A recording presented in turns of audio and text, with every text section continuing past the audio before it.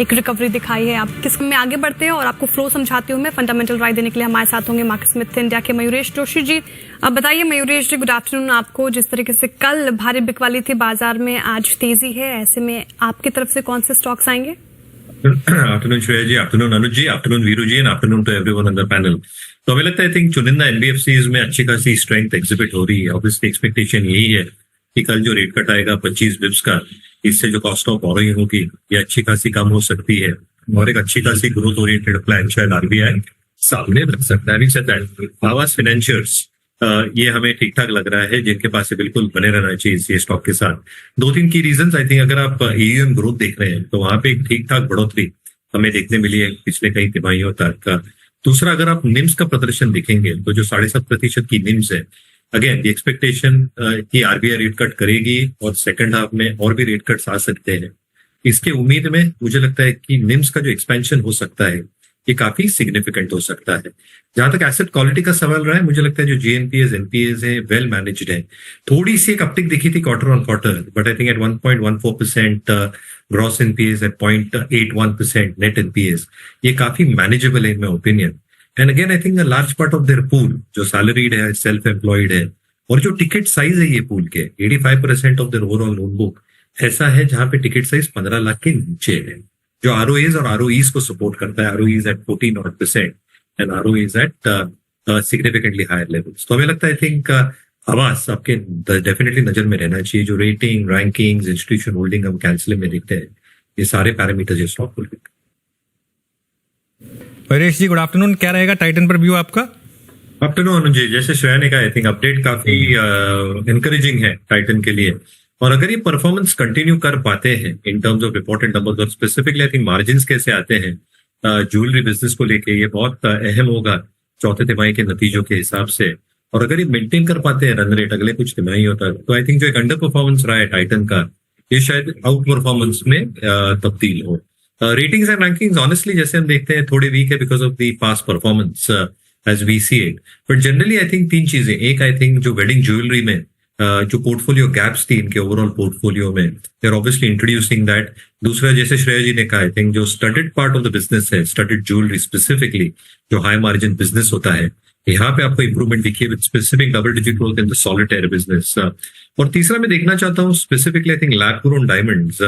लोगों का ये मानना है कि this gets introduce, I think that will lead into their core business. But जो कॉम्पिटिटर्स कर रहे हैं और जो एक फास्टेस्ट ग्रोइंग बिजनेस सेगमेंट हम देख रहे हैं locally and globally as well, इसको टाइटन कैसे काउंटर करती है और क्या लाती है in terms of a brand pedigree, ये देखना बहुत लाजमी होगा। नंबर्स आई थिंक शानदार है, जिनके पास आई थिंक बिल्कुल बने रहना चाहिए टाइटन। आफ्टरनून अनुज जी, जैसे श्रेया ने कहा, आई थिंक अपडेट काफी एनकरेजिंग है टाइटन के लिए।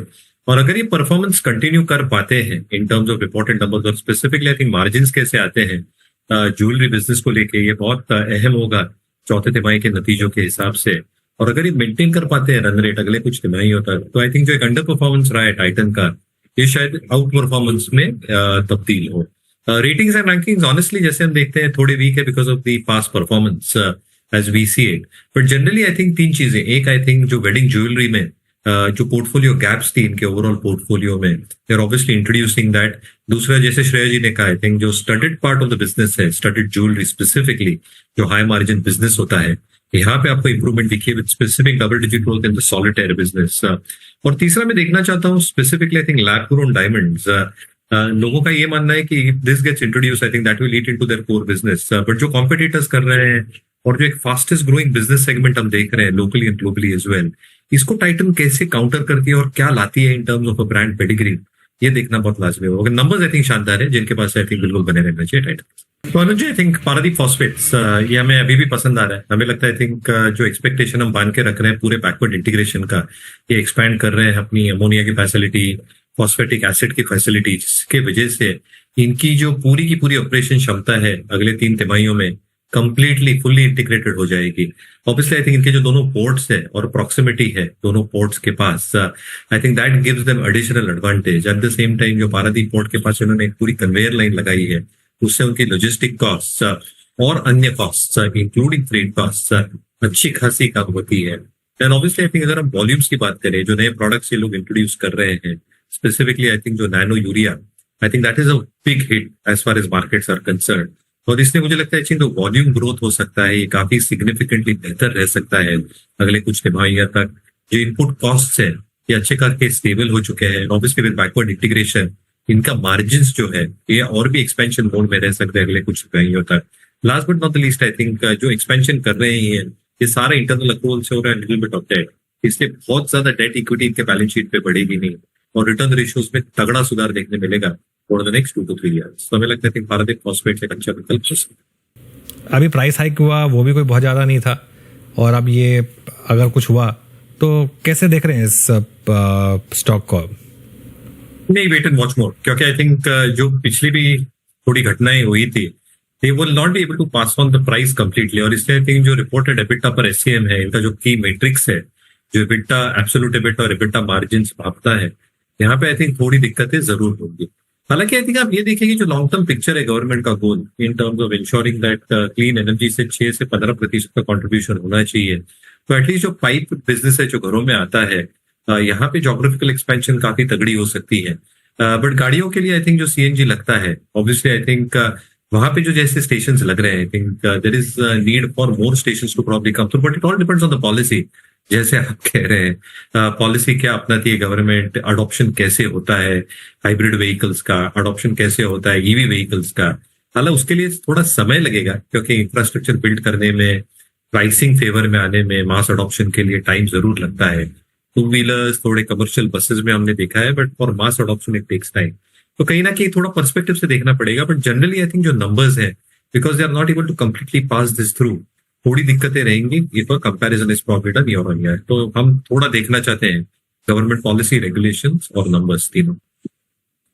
ठीक है, ऑल टाइम क्या मयूर जी टारगेट क्या दिया था आपने इस पे? ऑल टाइम हाई क्लोज होगा इसका आज ये? आई थिंक अच्छी खासी अपसाइड देख रहे हैं क्योंकि जैसे फैसिलिटीज ऑन बोर्ड होंगी यानी फंक्शनल होंगी, तो लगता है 18 से 20% यहाँ से भी आई थिंक नाउंट में नहीं। मयूरेश, जी पर कोई व्यू है क्या? 13% ऊपर। तो I think beaten down stock है Anuj ji, but again risk reward जिनके पास है they are high risk high reward takers. I think the worst probably price में हो चुका है। यहाँ से जो भी आई थिंक एक डेवलपमेंट होगी वो शायद पॉजिटिवली नंबर्स पे रिफ्लेक्ट हो, but I think this is only for high risk high reward takers, क्योंकि जब तक नंबर्स में सुधार नहीं आएगा एक फंडामेंटल चेंज आने में बहुत समय लग सकता है जी।